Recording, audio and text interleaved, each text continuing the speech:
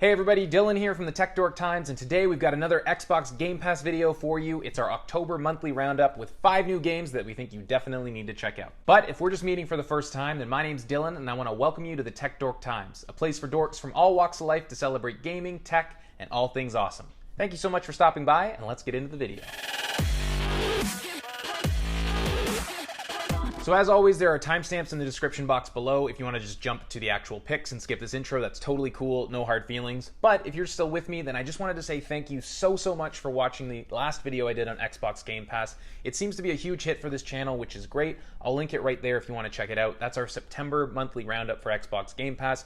I am so grateful for everyone who's watched it. It's over 3,000 views now, and I'm getting really close to 100 subscribers. I'm at 95 subscribers as of shooting this video. So if you're watching this video and you aren't subscribed to the channel, then I just ask maybe consider subscribing to help me hit that 100 subscribers. That would mean so much to me. It's a huge milestone for a new channel just starting out. That aside, I just want to say thanks again. All the comments and feedback are being really taken seriously to help me make this channel and the content on this channel as good as I possibly can. But jumping into the topic of today's video, I have 5 more games for you that I think are worth considering on the Xbox Game Pass service. They're all over the place, all kinds of different games, not just one genre or anything like that, but I think they're all really good for the right kind of gamer. And I should say, all of the gameplay footage that I'm about to put up on the screen as I talk about these titles, they're all taken from the first hour and a half of the game, so there should be no spoilers whatsoever. I try to be very diligent with that on this channel, and that's the Tech Dork guarantee. No spoilers. Trademark. I think that's enough talking. Let's jump into the list right away, starting with number 1, in no particular order, I should say. No particular order, but this is number 1. Let's do it. Starting off at number 1 on this list, we have Thronebreaker: The Witcher Tales. And for those of you that don't know, this is part of the Witcher universe. It is developed by the same studio, CD Projekt Red, and it's an awesome little RPG with a card-based battle system that is loosely inspired by Gwent, which is the Witcher World card game that you see in all the Witcher games. I have to say, of all the games on this list, this is the one that absolutely blew me away and surprised me in the most wonderful sense. This game has such a unique sense of style. It's based in the same universe as The Witcher, so it's a really cool place to explore, and it's actually got real meaningful choices for you to make throughout the game, giving it an actual RPG depth and weight. I know video games aren't meant to be played just for the art style, but I gotta say, that's one of the highlights of this game for me. It's this cool comic book cel-shaded style that feels unique, but also appropriate for the Witcher universe, if that makes sense. On top of that, you've got a great main character in Queen Maeve, who is the queen of Lyria and Rivia, the Twin Cities. Geralt of Rivia, little Easter egg there for ya. What I love most about this game is that the card-based system, although it's loosely based on Gwent, as I said, it has a couple different nuances that make it distinct enough from Gwent and The Witcher to feel like its own system.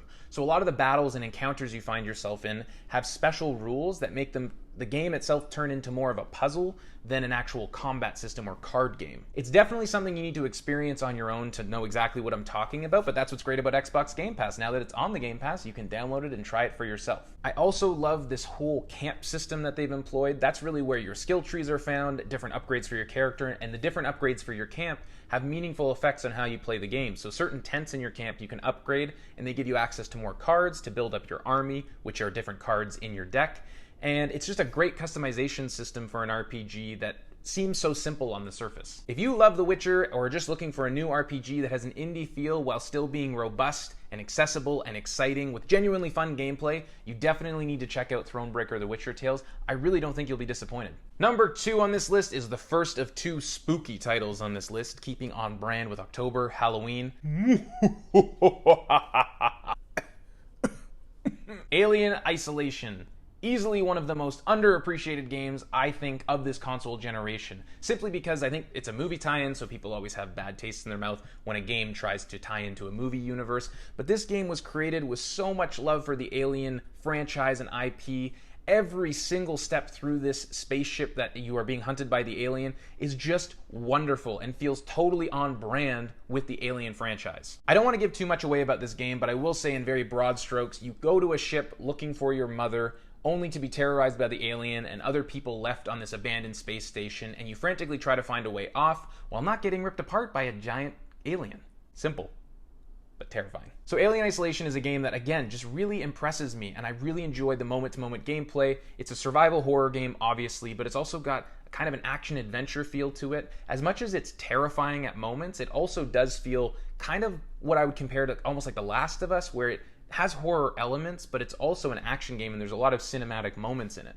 But something I should say about this game that I think raises it above any other survival horror game is that the alien itself is programmed in the game to be a dynamic encounter. And what I mean by that is in every level, and each level is designed so beautifully, there are vents everywhere that the alien could pop out of at any given moment, so you never feel safe. And what's beautiful about that is, like I said, the alien is dynamic, which means the alien can pop out at any time from anywhere that it has access to, which is literally all over the place. That creates a level of dynamic terror in this game that is unprecedented. It's also got great gadgets like the motion sensor, which you hold and you hear things around you. The music starts getting louder and it's just terrifying as you're holding that thing trying to figure out where the alien's coming from or where other people are coming from. The whole thing just feels like you are living in the Alien movies. And then, of course, no survival horror game is complete without a good crafting system. This game has got a great one with some really cool devices like noisemakers, flashbangs, med kits, all that good stuff. And that would be the main thing I would say about this game. As I'm making my way through it, I just keep thinking to myself, this is such a solid,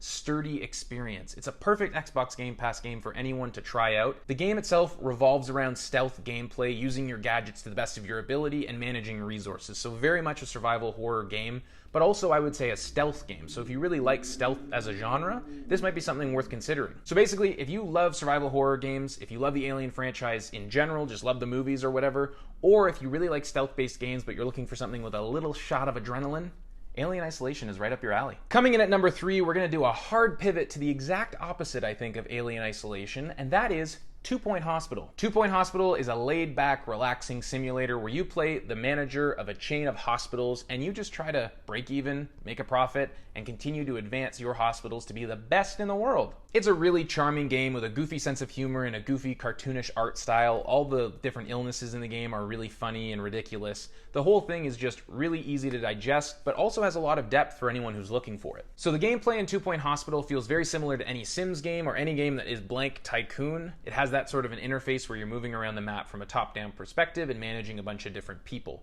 Everything in the game can be customized, so that means you hire your own staff. You hire your doctors, your nurses, your secretaries, your janitors, and you also have to manage the happiness and well-being of all your patients. You don't want anyone to die because that would be really bad and sad, although it does happen. It's a hospital game. What are you going to do? But the game gets considerably more complex if that's what you're looking for. Your staff can get unhappy and ask for promotions, and if you don't give them and pay raises, then they will maybe quit or just not perform to their max capability. You also have all of these different menus that show you tons of reports on your hospital, whether that's just a breakdown of all your costs, showing your expenses and your profits. Anyone who's looking to get really in depth with their management simulators and really get their hands dirty with maximizing the efficiency of their hospitals, you can absolutely do that here. But for me, I really just love the decoration aspect of it. Moving around my hospital, choosing where each wing is going to be. My favorite thing that I've done so far is making my waiting room look perfect to me. Making sure the vending machines are there, there's magazine stands, the couches look like they're arranged properly. So basically what I'm saying is, whether you want to just play a game where you're decorating and enjoying the process of aesthetically building up your hospital, or you want to focus more on the actual day-to-day operations of the hospital, you can do a little bit of both. You can do a little bit of one and not the other. Choice is up to you. I see this game being like a perfect Friday night activity. I don't know if it'll have the longevity for you to keep coming back to it, but that's the beauty of Xbox Game Pass. You can download it on a Thursday night, say, sit down on Friday, play it all night, and if that's all you get out of it, that's all you get, but at least you got to play it when you wouldn't have maybe paid full price for it. If you love relaxing games or any sort of the simulator games like The Sims or the Tycoon games, or if you just like goofy art styles and goofy senses of humor, definitely check out 2 Point Hospital. Coming in at number 4 is a weirdly wonderful game called Nier Automata. For those of you that don't know, it's actually a really hard game for me to describe properly, and one that I think is definitely worth just going in blind, downloading, and trying out. But I think the best way to describe it is an action RPG / hack and slash type thingy. I don't know, I'm trying here. The best one-liner I could come up with for this game is a wild action RPG hack and slash with a distinct sense of style. So I tried this game a couple of months ago and I didn't really get into it. I actually gave up halfway through the tutorial without realizing it was a tutorial. The first hour of the game is very strange. It's a bunch of things. It's a top-down shooter thing, then it's a platformer, then it's a hack and slash. It just doesn't seem to know what it is in that first hour, but once you play it and get through that tutorial section, the game really opens up. My favorite thing about this game is the combat, which is really important in a hack and slash. It is so fluid and responsive. You're jumping around the screen, kicking butt, and it's just a blast. You find yourself going out of your way to keep fighting guys just because it's so much fun. Everything's pretty standard there. You have your light attack and your heavy attack as well as a block, but what really changes things up a bit is you have this like little drone that can shoot things. So you can lock onto targets and hold the right bumper and shoot guys while you're beating them up with your sword thing. Sword thing. How's that for professional? And also, moment to moment, this game is just action-packed. It's really, really fun. It's got some interesting philosophical questions it poses. I think this is a home run. It's just very strange, and as long as you know that going into it, I think you'll really enjoy it. There's also a whole subset of these like chips that you can collect and use to modify your playstyle, so you can add defense or attack or all kinds of weird different effects to your loadout to really customize your playstyle. At the end of the day, if you love action games or light RPG games that don't get bogged down in a ton of different convoluted systems, or you're just looking for something completely unique, something you've never played before, try Nier Automata.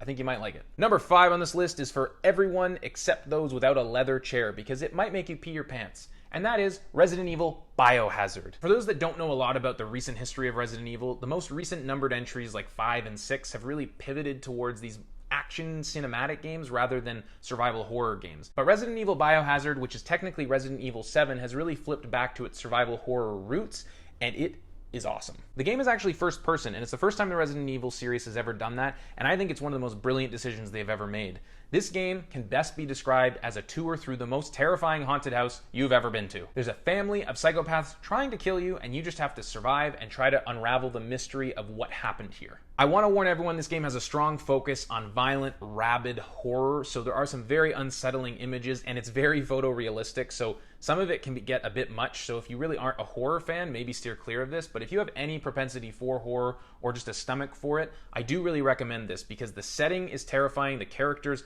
are blood-curdling, and walking through this haunted house is an experience like no other. What this game nails better than anything else is it always gives you a feeling like you're one step behind the people trying to kill you without feeling cruel. So it has this sort of cinematic flair while still feeling like survival horror. It's actually kind of similar to Alien Isolation in that they're both survival horror and they both give you this cinematic feeling without being too on the rails. Again, I don't want to say too much about this game, but definitely know there's a great crafting system in it, inventory management, resource management, all the staples of a good survival horror game. They're all here, and it feels like a nice, refreshing return to the roots of the Resident Evil franchise. If you love survival horror, just love the Resident Evil franchise in general, or you just feel like wandering through a terrifying haunted house while crazy psychopaths try to murder you dead, definitely check this one out. Murder You Dead.